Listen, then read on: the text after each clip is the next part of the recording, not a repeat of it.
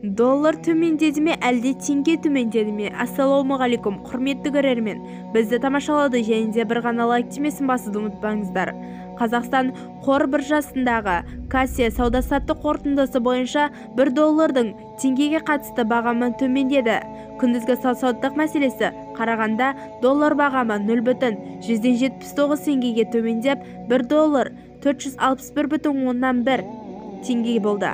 Айта кетейік, ұлттық банктің 26 желтоқсандағы ресми бағамы 1 доллар үшін 461,197 теңге болды.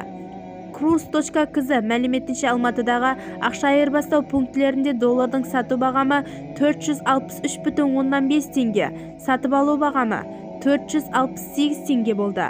Ал Астана қаласы бойынша сату бағамы 463 теңгеден болса, сатып алу бағамы 466 теңге. Ресей рублі 6,135-6,165 теңге аралығында саудаланып жатыр.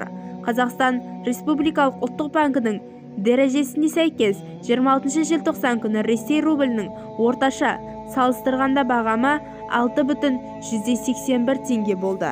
Бізді тамашалауды жалғастырыңыз.